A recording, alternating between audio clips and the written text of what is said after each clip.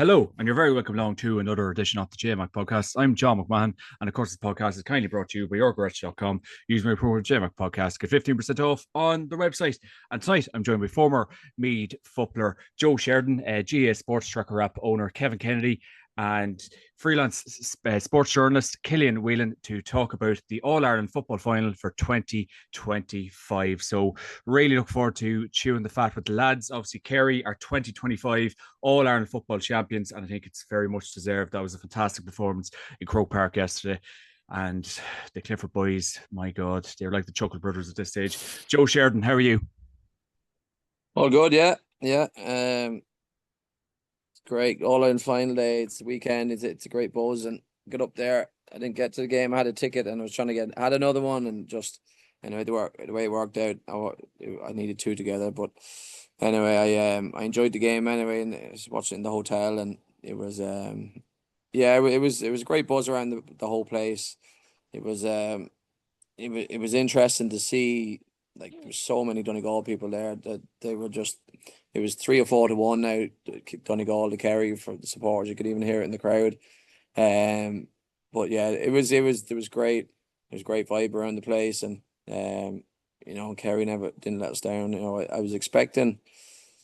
I said it about 5. I thought it'd be 5 points. I didn't think it'd be what it was. To be honest, I did, in the back of my mind, I was thinking it could happen, but you'd imagine with Donegal, if they probably set up a wee bit better, they might have been closer. But the way they set up, like, Jesus, they'd no chance to cover. The sit backs off them two boys, Sean O'Shea and Clifford, that was crazy.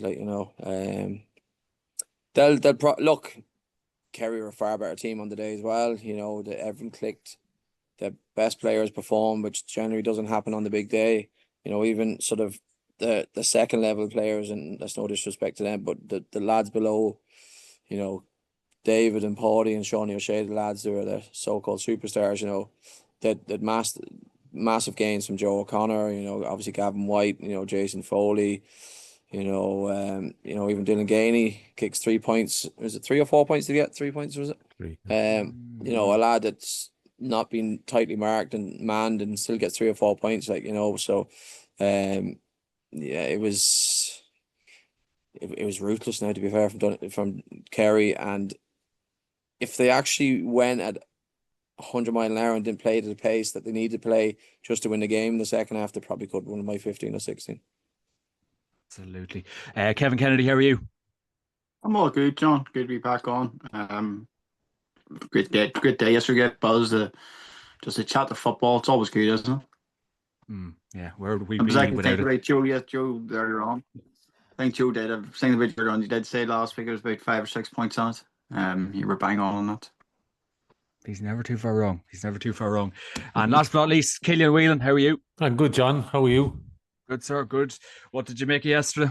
Yeah, well, look, credit where credit is due. Kerry, as Joe rightly pointed out there, everything just clicked for them, and I don't think you could fault all 15 that were on the pitch and anyone that came on either.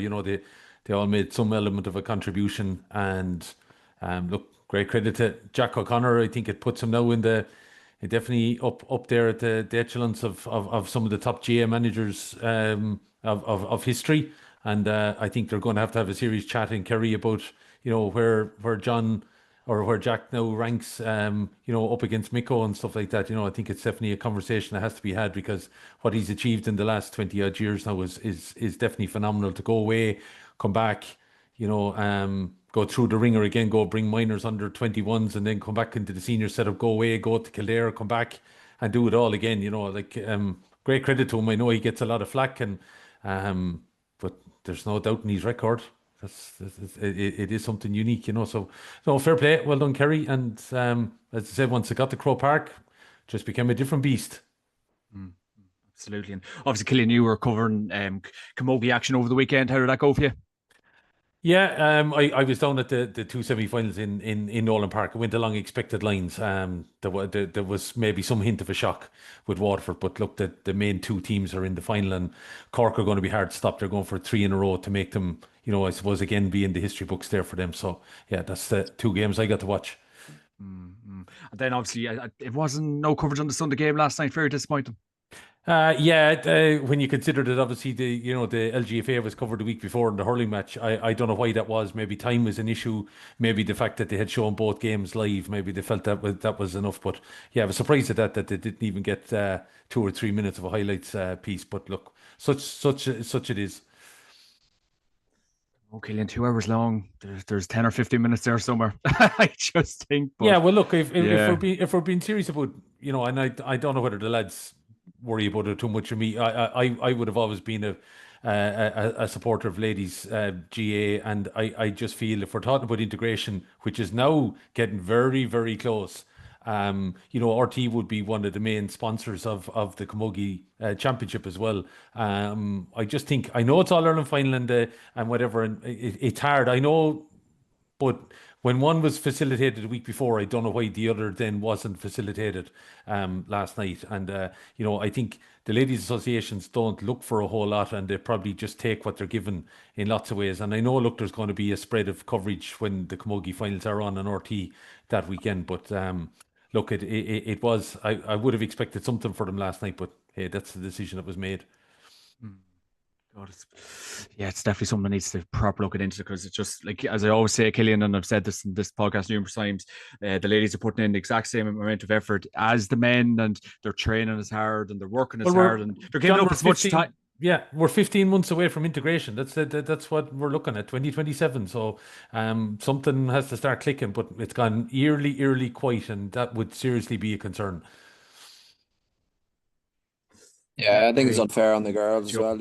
I managed my own club team. Two sisters played for me then for the club for years. Like, they work as hard, and it's that they deserve, even as you said, a couple of minutes on the Sunday game, and just to highlight. And if you're talking about bringing everyone under the umbrella, start treating them the same. And the GPA have all come together that side of things. So there shouldn't be a 2 hour special of a Sunday game and a semi-final of a camogie or a ladies football game not shown. So it's it probably has to be highlighted a wee bit more, and give the girls the respect that they deserve, and they should all be shown plenty of game time and air time on telly. And I think it's only something that it's a bit of respect now, to be honest. Imagine you have to play in the quarter or semi-final area at the weekend, and looking to see you've done well, buzzing for a final, and not a word about it on the Sunday game. So yeah, it's very disappointing. Killian? Yeah, no, look, I go with everything that Joe said there. I would be concerned that 2026 is going to be big steps made. Mary McAleese has gone very quiet. Jarlath has said it's a big thing that he wants to get over the line. I like, there's going to like, we kicked it off, what's it now, 2.5 years ago, John? It's going to have to, and it was even first mentioned, I think, even back 10 years ago with Liam O'Neill when he was GA president, that this needed to happen. So, Mary McAleese got herself dug into it and looked like it was got 6 months there of attraction a little bit. It's gone very, very quiet. So a hell of a lot is going to have to happen, I think, if we're to pull it off. That, this time next year, John, you'd want to be thinking that there's something in place, that we're looking at 2027. What is that going to look like? So I just hope heads are starting to get together, but the fact that we're hearing nothing doesn't bode well. Yeah, I just think it's very poor form to not show the camogie yesterday when there's two. I just think when there's a 2 hour slot, there just has to be time. It simply has to be time. I just think it's very disrespectful. When we're talking about integration, we're talking about getting them involved, and the biggest show of the year, there has to be time. But look, Killian, unfortunately, I don't think we'll be able to make any decisions on that, but it's important to talk about it. It's important to talk about it. Well, I suppose, lads, we will crack right into the action yesterday in the All-Ireland Senior Football Championship Final. It was Kerry against Donegal. It was Kerry 126, Donegal 19 points in Croke Park. Well, Kerry, as I said, are All-Ireland champions for 2025, and they will be having some crack now for the next month, let it be said. Joe Sheridan, what are we thinking? Say the happiest man today is Jack O'Connor. After all the talk about Jim McGuinness coming back to Donegal and his incredible sort of tactical prowess and what he's going to do and how he's going to stop the Cliffords playing, and they're going to have this done and that done. Like, Jack has won 5 now. He had 4-1 before yesterday. Not a word about how what he's done and his achievements. It was all about Jim McGuinness, and I'd say he's thinking that's what he's get. That's what he's get, and he's obviously a very mentally strong man to be coming in and out from the coaching, as Killian was saying, going to the minors, coming back in, stepping away, to be able to, some managers wouldn't be able to go back down and start coaching the minors and 20s and bring them back up. They just say, no, that I'm done with that, So for him to do that and to come back up, he's a happy man. And look, I think, I'm not sure. It looked like a tactic that Clifford would actually pull out. Okay, Kev, what was the stat you had? Was it touched the ball for like 48 seconds or something? Like, it was ridiculous, and scores nine points. Like, but he was so selfless in the game, the way he played it. He scored 9 points, and he was, how many touches he got? I think 18 or something like that. But just stayed on the periphery of the game, came into it when he needed, but just pulled the defense out. He stood out on the wing most of the game, trying to create space for the runners coming through the middle. But their electric start was incredible. From Gavin White setting the tempo, Joe O'Connor, Kerry just cleaned them out of midfield. Donegal, we're hoping to be a match for them at midfield, and that's where we were looking at the big battle. And most games now, the battle is around the middle. If you can't get the hands on the ball, Kerry cleaned up with breaks, and they just went 100 mile an hour for that first 10 or 15 minutes, and got themselves well ahead. Donegal come back, but as the game went on, and it was the perfect example of how Kerry controlled the whole game with the last 2-pointer in the first half. It was textbook. It was, everyone knew what was going to happen, but they still couldn't defend against it. That's how good David Clifford is. Like, the first 2-pointers he kicked were just, they're like, you're like, no, that's not, and it's not even a doubt whether it's gone over. It's always straight through the middle of the post. His accuracy is incredible, and like, you can talk, it just, we're fed up of saying how great he is, because he just keeps delivering every single time. And he's 26, and his third player, he's three players of the year, like, will be this year. I'm sure he'll be getting it, come the awards night. Like, that's unheard. He could have another 2 by the end of his career if things keep going. He hasn't even hit his prime. His prime could be 27 or 28, so he's only going to get better. If Kerry keep going the way they're going, he keeps going the way he's going, it's going to be scary to see what you can do. But, obviously, he had the supporting cast around him yesterday with Shawnee O'Shea, with Paudy, as we're saying, Dylan Gainey put a great shift in with pulling out scores when needed, when they're under a bit of pressure. Joe O'Connor was massive. The 2 lads in the middle of the field, Sean O'Brien and Mark O'Shea, they weren't totally commanding the whole game, but they just broke ball. They were there. They cleaned up a lot. I think Sean O'Brien got 2 points and Mark O'Shea got 1 point. So that's 3 points from midfield. So that's a range of scores coming from everywhere, and Donegal just couldn't track it. I was surprised how deep they sat, allowed Kerry just control the whole game. Paudy Clifford, we've all heard the stat of 76 possessions, which is incredible. I've never heard the like. I know Samuel Roy, I think, against me got 52, and I thought that was madness now. But to get nearly 20 more possessions than that was incredible going. And look, they were fully deserving winners, and it's it's scary to see how good they can be. And obviously, Darren Maloney said in a commentary yesterday, Joe, that Donegal are going to have serious regrets about not detailing someone for Paudy Clifford. 76 possessions in a game of football, in an All-Ireland football final, biggest game of the year, biggest day of the year. They will have some nightmares this week. Yeah, and even after 20 minutes, okay, see how it's going. Push someone to him. Half time, right, lads, we need to tag Paudy Clifford here. We can stop him, stop his influence on the game. We might have a chance of trying to get back into this. Kerry's accuracy from 2-pointers obviously showed well again.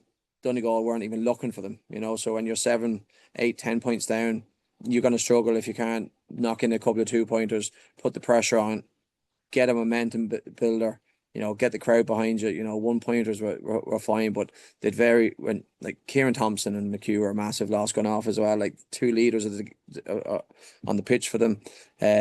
Thompson, 2-point range was gone. He's sort of your main, himself and Lang and Michael Murphy to a point, but I don't think Murphy, he doesn't look for them because they try and work the score as best as they can. But yeah, they'll hold their hands up and say the better team won, but they probably allowed them to win comfortably, and the way they sat off them, Kerry must have been Jacko must have been licking his lips with seeing the space they were given, how easy they made it. Yes, they played at incredible intensity, but it was game over at half time. To be honest, you could see the writing was on the wall. It was like, what a Kerry are going to kick on and just control the game, you know. And as Jacko said, they just went in and says, win the next second half and you win the game, you know, and that's what they done. So the plan worked. They had incredible performances all over the pitch. You know, Shane Ryan I thought was exceptional as well. You know, his kickouts were very good. He was moving them, going long. He was popping a few short as well. I think he got one caught. That was one was caught in the corner from Murphy. But you know, any mistakes, they weren't punished on by Donegal. Donegal had a couple of opportunities there. You know, Kerry done really well defensively to shut them out, and I think it was 19 points they got. You know, their average I think is at 22 or 23, so they didn't even hit their average scoring. So they really needed to go above and beyond their average scoring to have a chance of beating Kerry, which they just weren't able to do. That must be Jack O'Connor, Kev, is it? Call him, man. Somebody said it. I'm at the front here, and someone should have asked me was the same my prayers. You might need to say your prayers after this podcast. Killian Whelan, what are we thinking?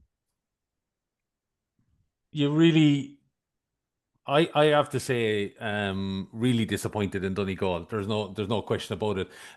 I know, looking back at it now, John, that there might be little triggers or whatever, but I just felt they were uneasy.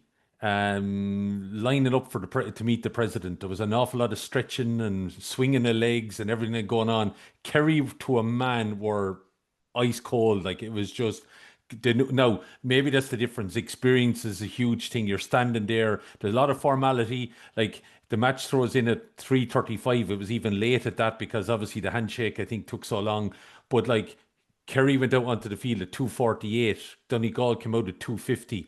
A lot of time, a lot of process, looking around. And I know, like, I was doing a preview night at the hurling here in Kildare just before the All-Ireland final, and the lads were saying that the drills, like, you really have had to practice what's going to happen on the field away, you know, before you get to Croke Park, but even allow the practice of even getting the lads to focus on noise and the clearance of message and stuff like that. Like, I just felt Donegal run easy, and the break away from the parade and everything. Now, look, it may be easy to say, hindsight's a great thing. If they went to win the match, there'd be no talk about that. But I just thought there was a bit of an uneasiness on them.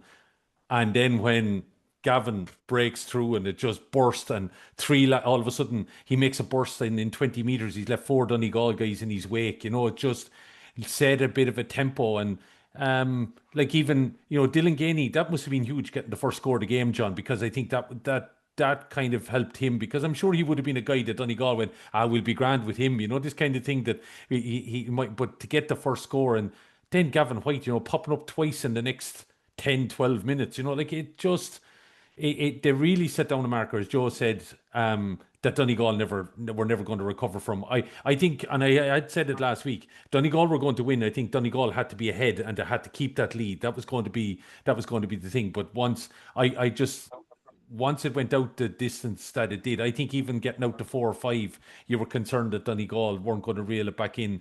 Then Thompson, that was a factor, I think, although he hasn't probably been top quality this year, but like, I still think, I agree with Joe, you know, he's a leader, he's a guy that's been there. It could have been vital for a couple of scores, but like, they didn't even take on 2-point opportunities. You know, there was no kind of setup, whereas Kerry, everything was being done seamless, through the hand, bang bang, not holding on to the ball.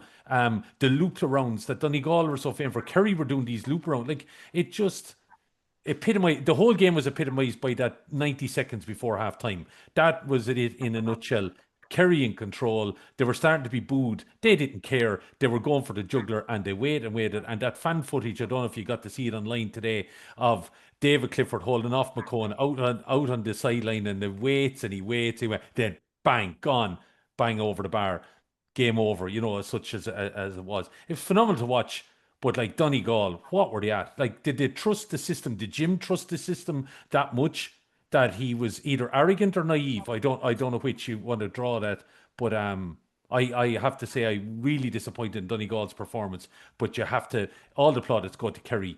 Everything moved. Like, even the winning of the throw-in, they won both of them, started the first and the second half. That control before half time certain things that I would imagine Cian O'Neill had his fingerprints all over. They went after certain things, John, and they all fell for them. And that just goes to show, team bought into the plan, well prepared, wanted to win it. That was the difference, Yeah, points well made, Killian, without a shadow of a doubt. What are we thinking, Kev Kennedy? I think Joe touched on something there in relation to Donegal. Donegal's expected score against Division 1 teams is 21.7 scores, 21.75 scores. They hit 19. That's just shy of 3 scores less than their average. Donegal, actually, if you're taking it by scores after the 13th minute, they outscored Kerry. I think they had 15 scores to 12 scores. And we mentioned it last week, and it was a team on process versus a team of players who needed to turn up. And your process always turns up. Your process does turn up. And for 3/4 of the game yesterday, Donegal's process turned up. They actually hit 19 scores at the end of the game, having only scored 0-3, I think it was, after 12 minutes. Isn't actually bad whenever you strip it right back. But the thing which frustrates me a wee bit was, we said last week that it was more talk about Jim McGuinness and Donegal, and that actually involves criticism as well. There was no one really talking about the Donegal negatives. We were getting caught into the running lanes and where the ball was going. But I put up that post last week, and it was clear to see the amount of action that actually took round inside the D. It wasn't to do that they didn't have. We talked about their scores last week, and that they maybe have 11, 12 scores who can hit scores during a game. And we put it out and said, like, well, it's not that they're hitting wonder scores, they're hitting it from a high percentage area. And Kerry blocked that channel off in defence. Kerry done excellent in defence. If you're thinking about it now, to hit 16 scores in, 55 minutes of football, that's not a bad return. Donegal performed slightly worse than what Donegal had performed against Division 1 teams this year. So, in terms of the mainstream media and stuff, I'm bewildered how people get carried away with the whole Donegal being absolutely brilliant, and maybe unstoppable, and there was no negatives to it. Even Philly McMahon was on, said it last week, and I tweeted him. He says, you actually think it's harder to work out Kerry than it is Donegal. Donegal don't hit 2-pointers. They're very limited in their 2-pointers to hit. I think in the last 3 games, they've maybe hit, I think it was 7 or 8, and they were all across that arc. It wasn't around a bit from play. It wasn't on the 45. They weren't from distance. Their scores don't come from outside the arc. They're right side dominant. If you look, they're very clustered around about they are, and you can see at times. So Kerry, I was reading somewhere, Kerry went man to man. Kerry didn't go really man to man. They went man to man in the sense that they did pick up men, but Michael Murphy was marked at different stages yesterday, or tagged at different stages by Jason Foley, Paul Murphy, and even Shawnee O'Shea. So unlike Donegal and they went to McCole, you just stick on David no matter where he goes. Kerry went the opposite. They went, we're playing a process at the back here, and we're going to pick up where it is. And it goes back to trusting players an awful lot to that. If you break it down, Kerry hit 22 scores, Donegal hit 19 scores. There wasn't, in terms of the total scores, there wasn't a huge amount in it, but it was that balance of goals, 2-pointers and 1-pointers that made that margin a lot bigger than what it was. There was 3 scores in at the end of the day, but it ended up to be 10 points. I just thought that Jim McGuinness does a wonderful job of protecting his players an awful lot, and there wasn't enough critiquing or criticism or where is the flaws in Donegal throughout the year, and I think we get carried into the whole Jim McGuinness saga. Now that's not to say Donegal are a bad team; they still are brilliant players in there. But whenever their process did turn up, but the players for Kerry turned up, and football won on the day for me. Football won on the day. That being able to, even Paddy Clifford's wee dink inside to David, when it was said, well, we learned that maybe under 14 back and Foss in the day. There was that freedom. It was interesting to hear David Clifford speaking around about, I think he was asked on the BBC after by Mark Sabottom, what ways is coach going forward, and it was all this coaching and what way. And he says, well, the thing, we're trusted as players to go and make the best decisions we can, and that goes back to it's a risk. Kerry's game is more risky than Donegal, but it paid off for him. Paid off. Even that David Clifford shot from just before the buzzer, right on the 45, it was a wonderful 2-pointer, but it was a risk in doing that. Donegal wouldn't take those risks. Donegal are a high percentage game, and like I've said it throughout the year, they bore the bejesus out of me. They're a great team, but they bore the bejesus out of me because they are so processy and run through, and processes work really, really well, and they did work really, really well. So anybody says Donegal didn't turn up, I mean, they only had 14 turnovers. Kerry had 11 turnovers. Kerry won 62% of their own kickout. Donegal won 65% of their own kickout. In terms of shots, I think Donegal hit 28. The Kerry's 33. So whenever you break it down by numbers, there wasn't a 10-point difference whenever you break all the numbers down. But the biggest one was that Kerry had the freedom and the creativity and the players up front who could hit those 2-pointers, and that's what extended the game out. You take out Joe O'Connor's goal at the end, the game was over by the end anyway, but it was still a good goal to take. The distance, or the manner in which Kerry went about their, we'll get so many 1-pointers, we'll aim for 2-pointers, and we're not afraid to take 2-pointers on, whereas Donegal were afraid to take 2-pointers on. Donegal brought Michael Murphy back this year, I thought, with the new rule and the keeper and everything like that, but that he would be able to hit 2-point shots because they're limited. Michael Langan can hit them, Paddy McBeardy can hit them, Kieran Thompson can hit them, but they never hit 5 and 6 in the game. It's always 1 and 2 of the game. And look, you could play this game again tomorrow and Donegal could be a Kerry. They could do that, but what Donegal wouldn't do again, and I know this, they wouldn't, despite, I mean, Jim McGuinness said Brian McCole, he thought he'd done well on Clifford for a long time. I don't think David Cliff touched the ball to maybe the 9th minute. Joe says that, less than a minute he was on the ball and he comes away with 0-9. I don't think, it's not a criticism of Brian McCole. You're marking, everyone's talking about the best player of our generation, and one player can't do that. And it only takes him to step inside. You actually seen that wee ball from Potty into David. Brendan slips, and that gives David the extra 2 yards to get away from him. He gets up and tries to make that recovery. I just think that they're defensively set up. They should have been a bit more fluid in their approach. Pressed out of the 45 a wee bit more, but not been so tied down to having one player man marked while the others are playing a defensive pocket. And Donegal, Kerry did do it at Donegal on Donegal. Kerry set in. They blocked out that D. They pressed whenever they got close to the 45. But key to what they didn't do, and Meath did, they didn't press out too far to create the space in behind. They knew Donegal wouldn't be hitting shots from 45 yards out. If they were going to hit shots, it was going to be right on that lane. And the data shows you where they are. But I just thought it was a great game. I did think it was a great game. It was a good day for football and football ability, and just watching a master on show. I know Killian touched on the clip there around about David sitting out in sort of number 10 position, and he's waiting and waiting and waiting. I think it was like 90 seconds or so before he cuts in, the buzzer goes and he sticks it over. But there's actually one going around as well. He's in the exact same position, no interest in the ball, and he's just standing. He's pretending to be. Brendan McColl's just holding on to him, can't get away.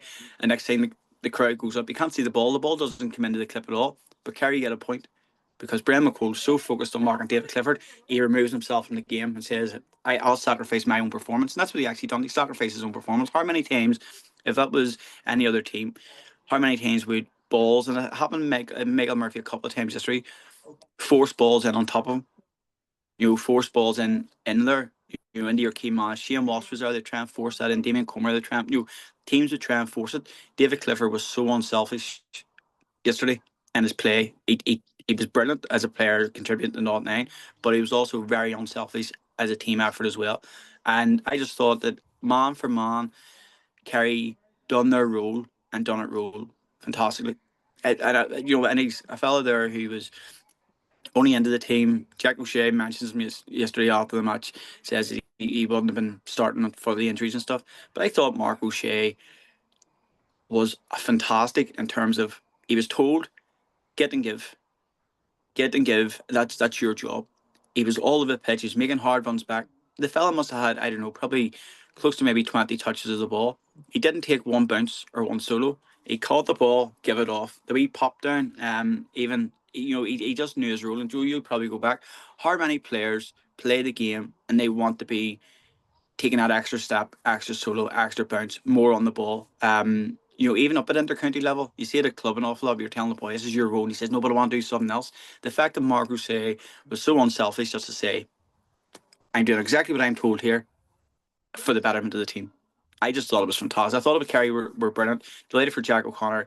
Delighted for the boys. I don't often watch. I don't watch the Sunday game or anything, but I did see a clip online last night, and it was an interview with David Clifford and Paulie Clifford. Jesus, the two lads just look completely unfazed about it, like, don't they? And Yeah. Murray Murray says, David, you're the best, and he was going, Jesus, thanks for that. Cheers. It was. He took. Sometimes you can be humble, and it's hard to take. But he just went dead on. Thanks for that. And Paulie was just talking. I just thought it was a great game there. It's just the norm for them. But there's some there's a message in there for. I was talking to Morris Brosnan very early on in the year and saying that there's different ways up the mountain, and Galway were going 50-50 in terms of 2-pointers and 1-pointers. Donegal were sticking to that 1-point game. Donegal, if you went back and watched the Armagh or the Galway game last year, it was the exact same issue in the second half. They couldn't score from outside that Galway arc. Their shots were the same. Jim McGuinness, I don't think has changed Donegal an awful lot this year, and I think that a lot of the fanfare. I watched it on the BBC and I thought, Jesus, that's horrendous. Kerry were not 10 to not 3 up after about 10 minutes. And I heard Thomas Dunbluck saying, and here goes Donegal again. And I'm looking, going, is he commentating on the right game here? Because they're getting beat by 7 points here. They haven't been in the game the last 10 minutes. People are saying they're trying to build them up. They're on the run, and it's just look at to say the Independent. 20 minutes last week spent on Donegal, 8 minutes on Tyrone, 8 minutes on Kerry, and I think that the Donegal they're so well drilled in terms of their process that people are almost afraid to criticise them and say, here's where their limitations are. And their limitations were there. They played out just week. Kerry packed that D. They couldn't get their scores off the same way too, but the rating was on the wall. Go back, all right in here, say saying this, and go back and look at the numbers. Mayo, Tyrone, take Dye out of it, Armagh, they were only hitting around about that 20-point score. So the idea that we're going to go out and hit 128, no, but Kerry were sensational. Kerry were brilliant, pure football. Have you have a feeling you enjoyed yesterday's game? I just get this feeling. I did. I'm a weirdo. Joe will tell you, if I'm watching a game or I'm looking at numbers and stuff, I like saying, here's what's going to happen. And it keeps us alive. It keeps us alive. Yeah. It does. It's fun to put up yesterday. I was wondering, but will Kerry have looked at these numbers and says, actually, there's where their dangerous run is. Will they crowd that defence? And that was my thing. And then, as I said, I put up a few pictures. They did. They crowded the defence. They weren't worried. And I think it's just so... I like it from a team management coaching perspective, with my work and stuff like that. Like, the fact that players take responsibility and say, I'll pick him up, the communication between Mark there, the fact that Sean O'Shea was picking up Michael Murphy, for, it was only a couple of minutes he was doing it for, but he was like, right, I'll get him, move you on. How many other things, or many teams you played and say, no, I've been told to mark him and I can't do anything else. It was just flow. That's all you can describe it as. Kerry yesterday were in flow. Mm-hmm. Just a tiny bit of news that has just been brought to my attention, guys. Dr. Crokes paid tribute following untimely death of former player and teammate and mentor Jamie Doolan. The traditional All-Ireland winning captain's homecoming at the Killarney Club on Tuesday night has been cancelled as a mark of respect. The Killarney Club, home of Kerry's All-Ireland winning captain Gavin White, said it was shocked to hear the untimely passing of the former player, minor team selector and club member Jamie Doolan. So just a bit of news that's been brought to my attention. Rest in peace, Jamie. I think no doubt he was, I don't know, was he sick or did he even get a chance to see Kerry get the win yesterday? But I think it's just been news that's been brought around that's going to potentially shock the GA circles and just a very untimely, tragic passing. So Jamie, God give strength to your soul and your family, and I hope everything's okay up there now. That's very sad, untimely news on this Monday afternoon. But Joe, I suppose, any thoughts on Kev's views there? Yeah, look, it's when you look at the game in a whole, like Donegal will be so disappointed with how they allow Kerry. We were mentioning that Kerry, if Donegal won it, had to be ahead, had to be ahead at half time to give them a chance of winning the game. They'll be disappointed that they didn't keep themselves in the game long enough. The fact that you were probably looking at it 20-25 minutes in, this is game over, just by the body language, just by the way the game was flowing. There was mistakes on both sides, but I think the mistakes and the damage that was created on both sides, that Kerry limited it to like a minimal score or something, whereas Kerry would turn it over. You know, the turnover for Donegal where Paddy pulled it in the middle of the pitch, popped it up to David, and he got the 2-pointer out of it. You know, that was the momentum killers that Kerry really had, whereas Donegal, they might go up, they might get turned over. And when you're looking at the defensive structure for Kerry, where they get the turnovers was in that D area where Donegal were really trying to work in their 1-pointers and get their shots off, as Kev was saying, that high percentage shot they look for. You know, Kerry really got in on them. You know, there was a couple of balls that were bouncing around. Donegal were probably lucky to get a break. You know, I remember there was one, they were coming through, and I think Oisin Gallen got a score off it. It just bounced around. Kerry could have got it cleared out, and Donegal were probably lucky enough at times to get some of the scores that they did get. But it was, it's like, where does Donegal go from here? You know, that's the thing. I think Jim will stay if Murphy goes. Have the players come through. McBurty might step away. I don't know. It feels like it's a bigger thing for Donegal, that loss, than people might take credit for it. It was a hammering without really being a hammering, if you know what I mean. Like, Kerry controlled the game pretty much and I know, to be fair to Donegal, they showed a lot of will and fight. They got back to 4 points. I'm not sure what was on the clock at that stage. Was it 61 or 2 minutes, was it? And got it back to 4. But Kerry were just at their ease. They go up, get a score, work it. And like, you can't cover all of Kerry's forwards, you know, on any day, like the likes of Dylan Gainey.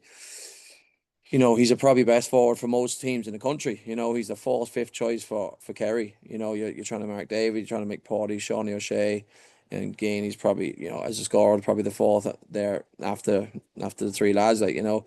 So it's just Kerry have so many options. And like, how they've improved from obviously the Mee game, and the Mee game I think was a big turning point in the year for them. You know, a lot of the players, you know, Gavin White and David Clifford was talking after the game. You know, that was when they sort of had a chat. It was player led.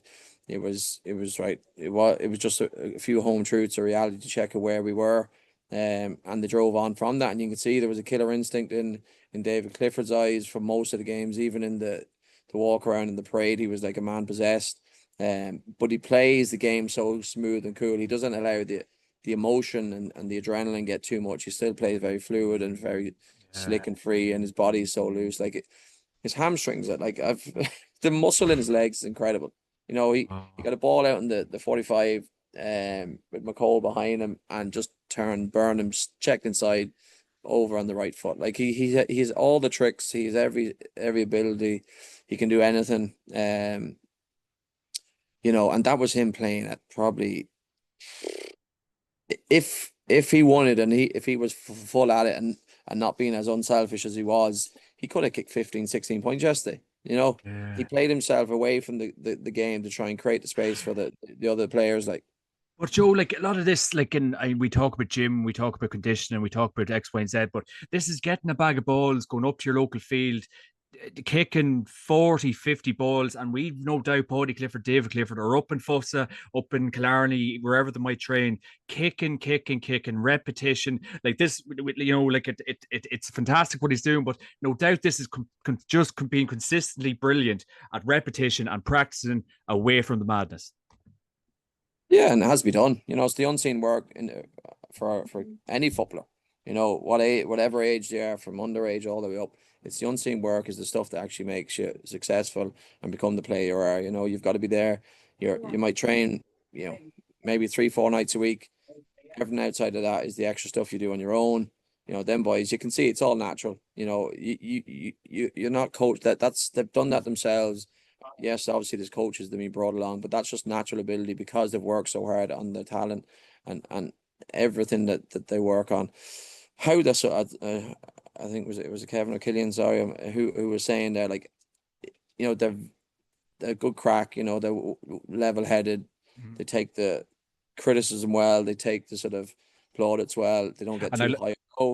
Yeah, Mark Stipebottom says to David Clifford after the game, like, you're being compared to Messi, and David very level-headed, he just says back that it doesn't seem like it's coming from the right place, and people are trying to hype you up. Like, David, I think David's kind of really maturing into a really rounded person off the field as well, in fairness to him, Joe. Yeah, well, look, you're in Kerry. You're surrounded by some great people, like great footballers and minds and people down there that will be trying to help him out. Trying to. And look, I'm not saying he needs it, but he's talking to the right people. There's a lot of people who want to knock him, and I'm sure they're trying to find something on him and all this crap. But he's just so good. It was great to have his young lad there. It's a great achievement for him. It's like still only 26, and to be able to share that moment with his brother and obviously with the passing of his mother, it was an emotional day for the lads as well. So it's even that to be able to deal with such a loss at such a young age and be able to keep going. Not use it as an excuse, not say, well, we deserve this, might go off the rails for a while, go on the beer for a couple of months and, not put the effort in. But they've gone the opposite way. They've really focused on what is important, and you can see how much they love Kerry football.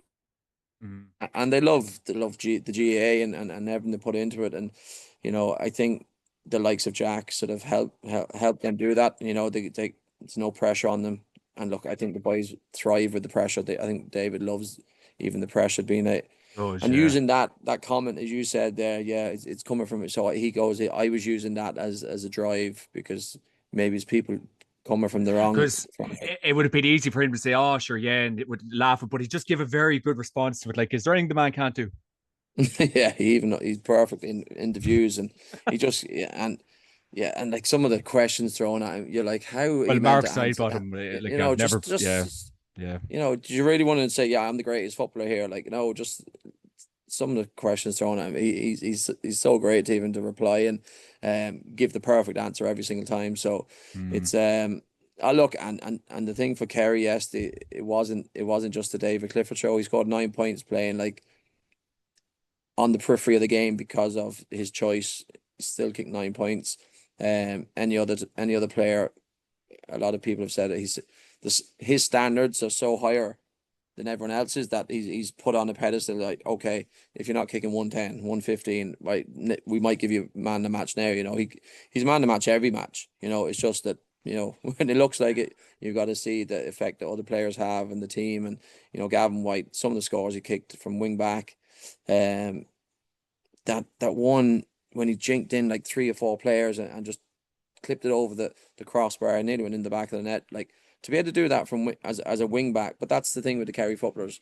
Their cornerbacks and their wing backs and the defensive players are still as skillful and they have that natural football ability. And that's, as Kev said, like, football is great. The rules have really helped Kerry. Their kicking ability, their scoring ability, their skill level really highlights it in the game because there's so much space to allow them to express themselves. And as we said last week, it was a process against footballers, and the process didn't win out. The football won out, which is great. And I was listening to Jim Gavin and they're looking at a few rule changes. To be honest, I don't think there's very much wrong at the minute. I think you can't control. It's going to change, Joe. They're going to find something. Well, they're looking at the 4-point goal. I think would be. I don't think there's any need for a 4-point goal. No.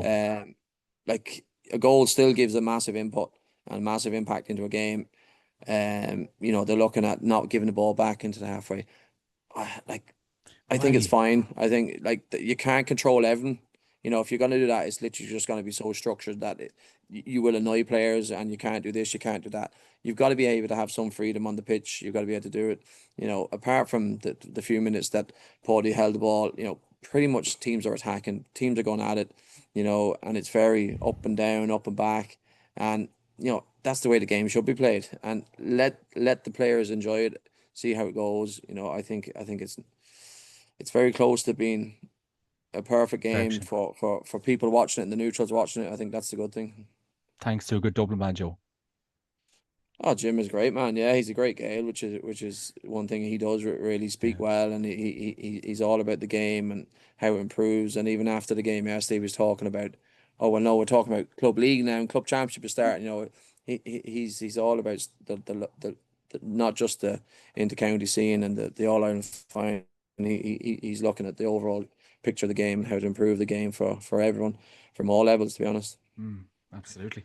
Killian Whelan, we've talked enough about David Clifford. Let's talk with Paulie Clifford. What do you say? 76 possessions. Now, we know, look, Donegal played into that trap. That probably allowed to that. So, would he, if Donegal had made the decision maybe to go toe to toe with him, would he have got those amount of possession? But look, at the end of the day, he was ideal situation, conductor of the orchestra, and utilised the space. I know we were concerned here last week about Sean O'Shea and Paddy, but the way Sean O'Shea, again, I think Sean O'Shea went away from maybe some of his normal game and was dropping back and was in the outer space, occupying space. Like, they were brilliant at, come back to David Clifford, like the selfless ability to stay out of play, knowing that the opportunity was on the far side, maybe, or whatever it might be, rather than getting involved. Like, he got an awful lot of criticism. Don't forget, 2 years ago against Dublin, for some of those missed opportunities that he had, and I think that grated at him an awful lot. That it ultimately ended up in him not being like in Kerry not winning the All-Ireland, and he got a lot of blame for that. So the guy is in tip-top position. So you're looking at, there's no question about it, the greatest in my opinion. His ability to be able to see things, to do things, different class. But Paddy Clifford is a guy you definitely would be putting on your team. Just his control, his eyes, his ability to look one way, see something on the other, the little, playing of the ball. As I said, that as Joe, I think, has alluded to already, and Kevin maybe mentioned also, but that move that they would have played in the backyard, the little point where it was going to go, and then the ball was played in that situation, and then popping up with a couple of scores as well, Paddy. So, he's just pound for pound. I don't think there's anyone to match him either in the game, that he just has that control. But again, I go back, I think sports psychologists, if they were to sit down and have a look at the last couple of weeks, lads, the Cork performance, and then to try and explain, I'm still trying to struggle to get my head around it, about how Donegal kicked 19 points and still look like they were hammered out the gate. Like, it's something I can't get my head around. And I know maybe Kevin has a better explanation for it. I was on to a guy well known, Joe, remember maybe playing with Kildare, Brian Lacey, last night, and Brian said, well, the 19 points now is probably, he said, a bit like 10 points in the old game. He said old money. Yeah, so he said, like, it's with their process, as he used the word as well, Kevin, with their process, that they were going to be able to hit that 17, 18, 19 mark, he said, without very much else going for them, But to me, I still think they looked a bit of spent, I don't know what it was. I'm sure the nerves, tension as well didn't probably help the whole situation. But I do think they probably bought into the plan and didn't protect themselves enough. But you asked me about Paddy Clifford. I just think a phenomenal player. Like, picking the player of the match yesterday, sure, like, you could have given it to 4 or 5 lads. That was the situation, and I suppose it was given to Gavin, and justifiable as well. You can't say it, but look, Paddy Clifford, wow, just was allowed to dictate so much, and then the other book is just in there chipping in away with it.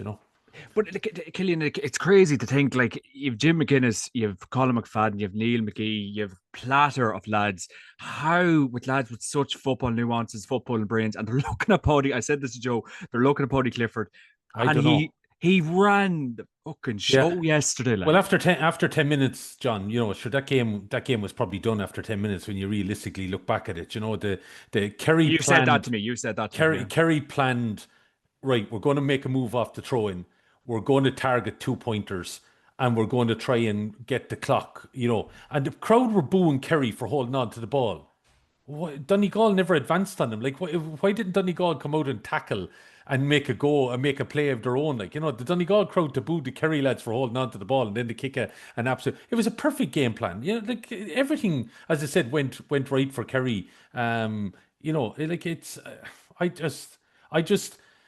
I can't believe that they left Paddy Clifford dictate the way he did. I just can't understand it. I also can't understand maybe some of the substitutions as well. Now, I know 2 were enforced on him, and that was probably a factor. But I was disappointed, maybe, just in general, about some of the game management that Donegal had, if you want to call it that. But yet the stats, Kevin has thrown you the stats there. They didn't do bad on the stats front, but that's the whole thing about stats. It does always maybe paint the whole picture. And as Joe rightly said, if Kerry had stepped up a notch again, sure, they could have went out by 10, 15 points, in the end. So, look, I think it's a sports psychology. If they were to sit down now and just get the whole group together, I just try and explain those two performances in the All-Ireland finals over the last 2 weeks, you'd make some money, I think, Roll in Kevin Kennedy, and stats matter, Killian. Stats they have to matter for block him. How do you get? Oh, here, point well made. Killian. You're not coming to Kevin's 21st now in a few weeks. No, look here, point well made. There's always I think stats help tell a story. The story was that in the first 10 minutes, Kerry completely blew them out of the water, and there was no going back from that. And you could have told that because of the distance on that. I think I put up, people were texting to the group and they're on Twitter at half time. I think it was something like Kerry only needed somewhere in the region of 7 scores to in the second half. And Donegal at that point would have needed maybe, I think it was 15 for Kerry's only 7. The game was over at that point. Because Donegal weren't going to get 2-pointers. Kerry weren't giving away frees for Michael Murphy to pop over the 66% conversion rate. The 4-point goal, I think, does need a change. I think it needs to go to 4 points because the value of a goal is now so far diminished. It is far diminished beyond that. There's not enough incentive to go for goals, given that you have to get through a block defense still and then take on a keeper 1-to-1. So I think the knee-jerk reaction at the start to move away from the 4 points was wrong. We should have held on there, tried it throughout the league, but knew a bit more. But it does become a bit of a bloody headache on it. Like I said today, there was 10 points in it at the end of the game. There was 3 scores in it at the end of the game. You tell me how 3 goes into 10. It's not even 3 2-pointers, 3 goals. It doesn't add up. It's a math equation I can't work out. Didn't think about it too long, but it's just there. And look, the rating was just on the goal thing. Just on the goal thing, you might, I don't know, have your stats on the amount of goals scored in the championship this year. Like just from looking at games and just not even have checked it out, surely there's more goals being scored this year than there was the last couple of years. The Games Intelligence Unit released some data on it. I seen something online today, but I can't remember. I think there is, but then we have to also maybe look at how teams were playing as well. In terms of like the Donegal weren't scoring goals last year. Donegal scored 3 goals against Derry and didn't score again. Really, they scored 3 goals against Meath. I think it was a goal against Mayo as well. Just hard teams were going about it. I don't think it was a significant jump in the actual shots at goal. So they might have like goal attempts over there. I don't think they jumped significantly, but the goal count was definitely up. Yeah, that's what I'm just thinking. Like there was more goals scored. I just think if 4 points come in, like it's just going to be ridiculous score levels. Like that's the only thing. Like we can't have teams scoring 50 points. Like people are still telling me it needs to move away. It'll still turn into basketball, and I think it potentially will move down that lane, but it won't be as straightforward as basketball, where you'll have a very clean arc. Donegal, we're working on efficiency for that, but unlike basketball, we're playing, and you've seen times yesterday. You went up to one half of Croke Park, the jerseys were blowing. Down the other half, there was no wind. These are just environmental factors of basketball don't have going. There will be an evolution.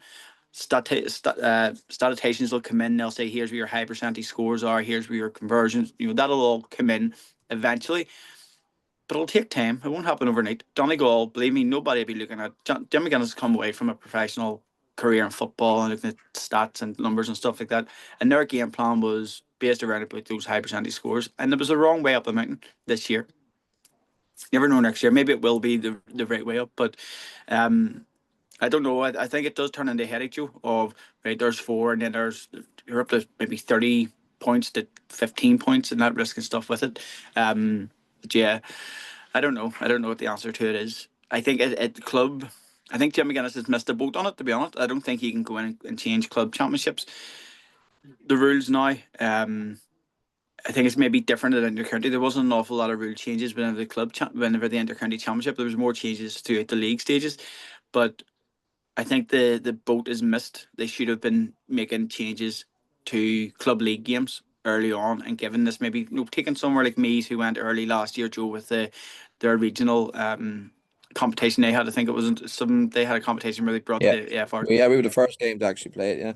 So even looking at individual counties rather than go the whole sweep in Ireland thing and saying, right, like you have Kerry's regional championship, which is a competitive championship, but they don't progress beyond that. We'll try 4-pointers down there and get a feel for it to see how it is or how it works. I think they probably are a wee bit behind the 8 ball at the minute. The club season is hitting championship. Next week, this week starts the intermediate championship up here, and next week's the senior championship up here. Clubs aren't going to be too happy to be forgot about all year and then being told, right, for your championship, this is going to change. Yeah, well, it's underway in lots of counties, I would say this, Kevin. But I'd be concerned. I can see your point, but I'd also be concerned that we're heading down the American football route nearly. That if we're going to start restricting players crossing back a line, that then you're going to be playing in a kind of a structured situation. I think we've had more goals this year. I agree with Joe. Maybe they dried up at a certain point that, if there's 2-point opportunities. So I don't know what needs to change. I'd like to see the hand pass score gone. I think that would be, to me, it might create opportunity maybe when a guy is inside that maybe he would go for goal rather than maybe give it to 4 points. But I just think if we go down the route that we're going to give it to 4, if it's going to go upwards that we're hitting 50 points, well, then we're looking at, and you're talking about Crow Park, you're talking about McHale Park, you're talking about Salt Hill, and there's a team winning by 50 points to 10 at half time. What do you do? How do you get through the process of that in the second half? So I don't know about going to 4 points. I don't know about restricting guys going back into their own half, because I think then we're heading down the Aussie rules or the American football route, and it becomes a tanking. There could be a team, as we said, 60 points up. Who's to say there couldn't be 60 points up in a championship game where you have maybe Dublin playing Carlow or something like that, and then turn around the second half to try and work that out. I don't know. I suppose, Killian, that is the risk, and that was the fear whenever you move to a 2-point score, but it didn't really come through.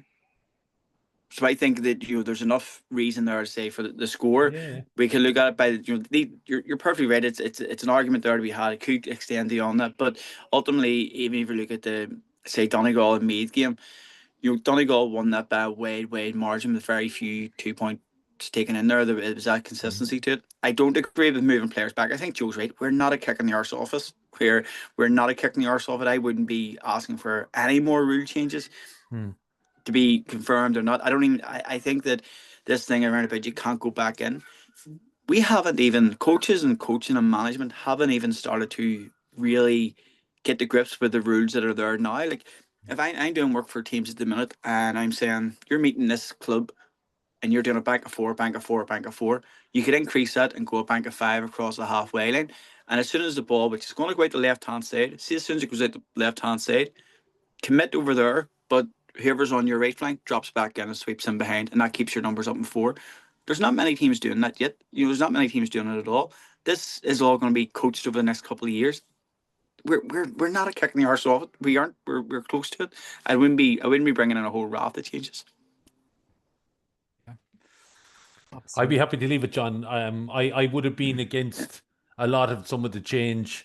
I've been pleasantly surprised by how it's worked out. I still think the hand passes, to me, I don't know why maybe it has been looked at. Maybe Joe knows more if the sandbox games happened out in Meath. I don't know. I'd like to see the hand pass score gone. I think if guys are getting in that close, that maybe just let's have the chance to finish a chance at the back of the net. That to me is still it blights. I think the hand passing has overall across the field, I think has dissipated, but I think a hand pass score maybe. But other than that, I've been pleasantly surprised. And job well done by Jim Gavin. Yeah. Well, no question. I do remember this stat. The ratio for kick passing to hand passing last year was 3.4 hand passes for every kick pass, and this year it's only 3.3. So it hasn't significantly changed. The hand passing hasn't dramatically dropped down. Yeah. But I mean, I don't think we move away from the hand pass.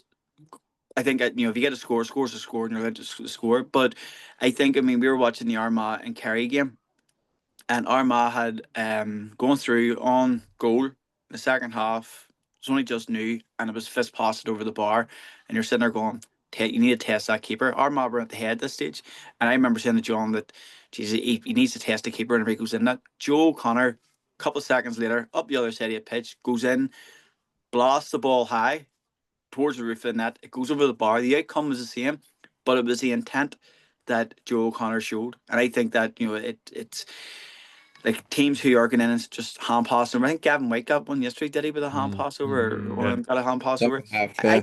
I think it's a nice score if you need it. But teams who are well drilled and well done, everything like that, they're not afraid of taking risks on. I'd be afraid of, Joe, I think you said it, controlling everything. Controlling everything is the worry. You remove so much freedom from people. Yeah, and you got coaches who will always use the rules one way as a good thing or a bad thing, and try and get on top of it and come up with some extra plan. Like, so you've got to take that in consideration as well, and you've just got to let it sit for a while. I know the sandbox game's going on this weekend. Is it this weekend or last weekend? Maybe this weekend.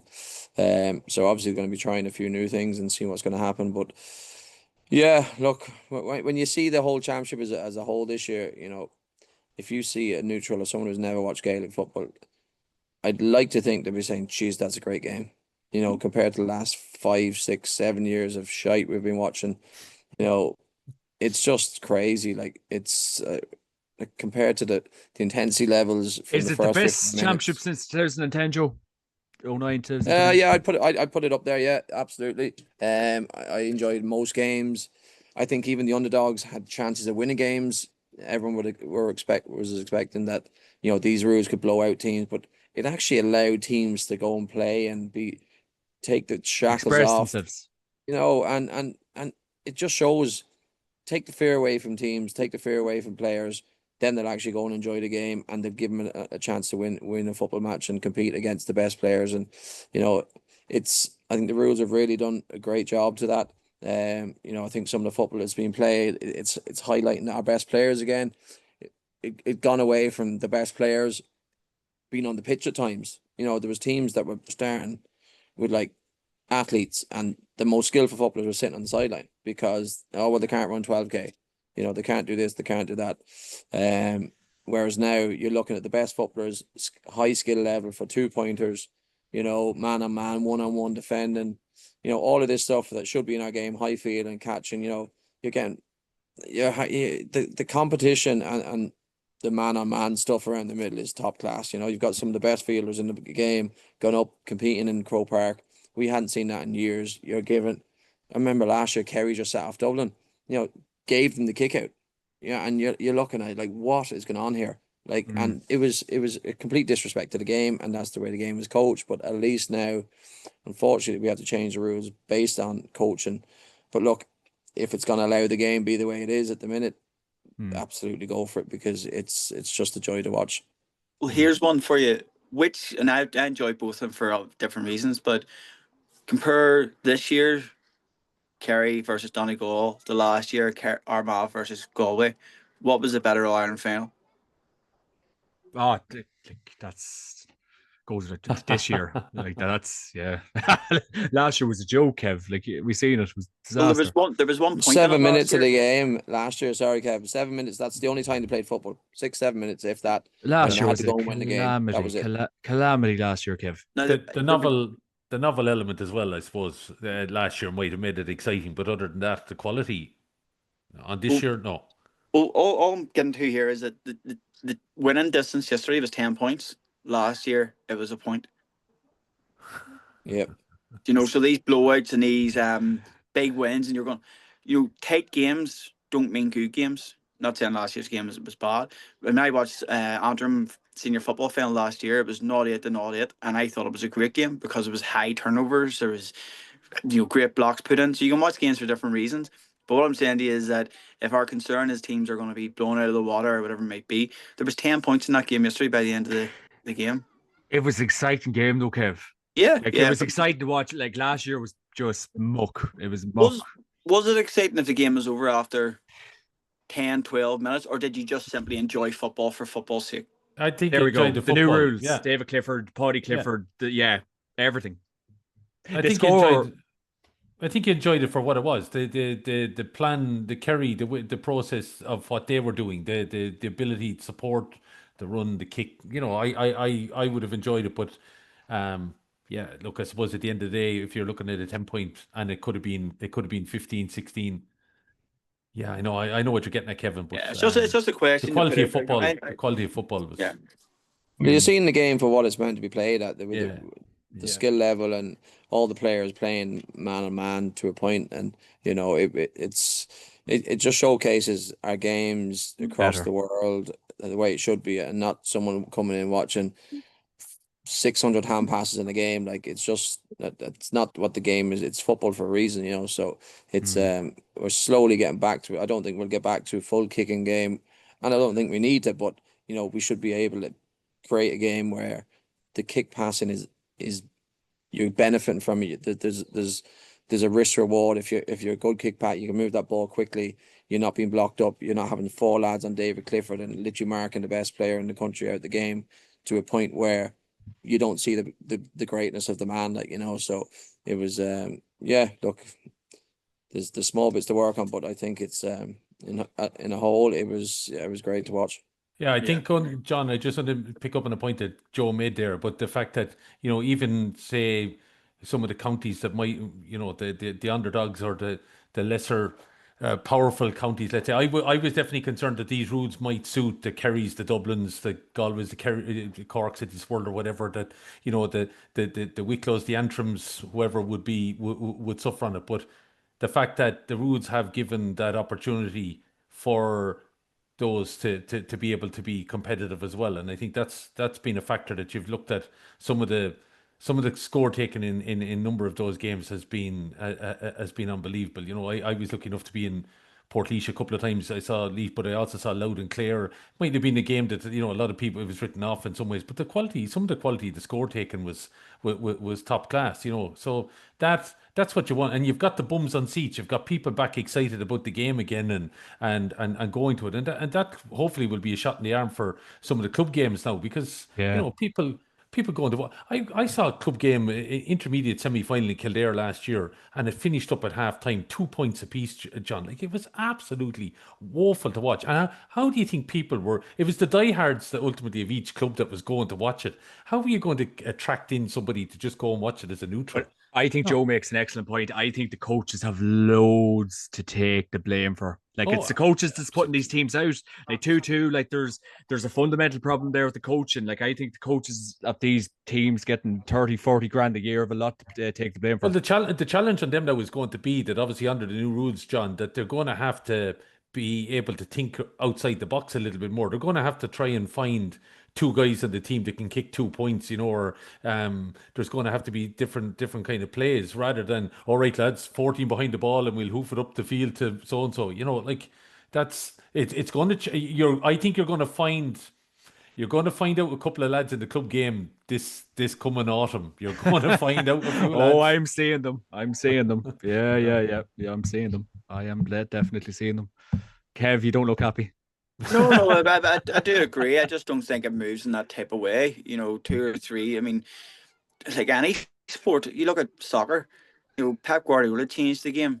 It wasn't that 15 different coaches at that time all decided we're going to change our own way. It's just an evolution that happens. Jim McGuinness, as I say, if you go back and look at the numbers from last year to this year, there wasn't an awful lot of change in Donegal. It was still hand pass, high percentage scores, get a lot of shots off, X, Y, and Z. Jim, or I was listening to one the other day, I'm not even mentioning his name. He said, Jim McGinn, under the new rules is thriving. There was no change in Donegal under the new rules. Literally no change. None. And it'd be interesting now. Sorry, Kev, go on. No. Look here. It is there. Look, you can't take it away from Jim McGuinness, but Donegal's game didn't change from last year to this year, and I've been crying for a long time. And I don't know if it had to. I mean, it's in the best way possible. I don't know if it had to. They got the All-Ireland Final based upon that. They won Ulster based upon that. They were limited last year. As I say, Armagh or Galway last year had this arc defence set up, and it worked really well for them. They lost it this year. I think that was really due with their backroom team coming in, but they had that arc set up, and Donegal struggled. The same feelings of why they didn't get the All-Ireland Final last year was the reason why it didn't win one this year. They can't score from They're not given the freedom to score from that deep position of that arc. They have to go for those high percentage scores. But that's coaching. Antrim are shit coached this year. Andy McIntyre, he looked after them, and they were absolutely terribly coached. They were following all in the corner in one ball, all in the other side in one ball. And it was just, coaching isn't as rapidly developing as people think. There's good coaches out there, there's good managers out there, there's people who are invested in the game. But it just takes time for it to change. You're going to get, don't be thinking yesterday is a revolution in Gaelic football. Don't be thinking yesterday's a revolution that we're going to have a wonderful club championship this year. Not a hope. The Cliffords were just on a different level, but that's not going to. How many club teams now are going to work for the last 3 minutes of the half to hold possession and get the shooter to come around thinking that David Clifford is going to pop one over the top of the D every time? You'll see it, I'm telling you. Yeah. Like, well, this is what Kerry done in the All-Ireland Final, so we have to do this. So when we give you the mark, there'll be teams, right, slow it down for 2 minutes, 3 minutes, and try and think it's that simple. Good, yeah, that's a good point, Joe. Yeah. It is, and you know what? It's the social media that wasn't around 15 years ago, let's say, whenever the clips and all were up, where we can rapidly, it's like any walk of life, learning is so much quicker now because of bite-sized learning. There's more access to videos, more access to online stuff. The game can evolve a lot quicker. But I mean, I'm doing reviews here in the Antrim club scene, and you enjoying them? No, I'm bored beyond my teeth now. There's 16 teams in Antrim Division 1. I was happy up to about number 10, and I'm bored of the back of them now. But there's no team up in there who are going to beat Cargan this year. It's going to be the same outcome because teams are working on a process. Here's what we do: we get up, we get down. It's that Jim McGuinness style, and Cargan still have the best players in Antrim to hit those points, take those goals, have a go at 2 pointers, and a bit of freedom to do it. I just thought it was brilliant just with David Clifford saying we're given the freedom to make our decisions. That was a massive point. Yeah. And that's good. Even the stuff around player led. We're talking about elite inter-county here.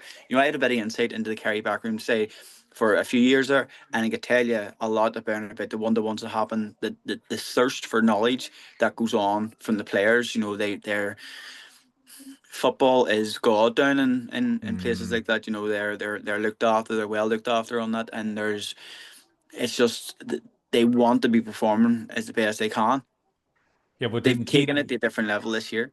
Didn't Keane mention that in the? I don't know if you mightn't have seen it then, Kevin, but Keane made reference to that in the Sunday Game interview afterwards. That he says there's 40 teachers involved on the pitch. That they all want to be students, but they all want to be playing a part and leading the part. And he said that's very easy then to coach, and that that obviously was very clear then ultimately yesterday. But go back to my point about the club championship. I agree with you. Look, it's going to be an evolution. There's still going to be scenarios where we'll probably have low scoring games or whatever. But what I do feel is that there's going to be one or two coaches potentially, I think, are going to be found out for their negative gameplay or whatever. I think you are going to see, I would hope anyway from the rule, I think you're going to see better games quality. But I look, it's going to take your 4, 5, 6 years, whatever it's going to be. But also, I would imagine the same thing Kevin and Joe has mentioned, there's going to be somebody who's going to find a way to block up these rules in some way and come up with a game plan that next year or the year after, and then we're kind of looking, what do we do now? But sure, hey, isn't that the spice of life? Stevie Poacher tried with Leitrim this year. I went to the Leitrim Antrim game, and with that, they give up the kick out and they dropped right behind the ball. Doesn't matter what your X, Y, and Z are. There was no evidence. I'm glad Leitrim got a win before their season was over, and that they didn't quite make it through the Tolson Cup. But I think they had a hard enough year. But yeah, that was. How many were you allowed behind the ball at that stage?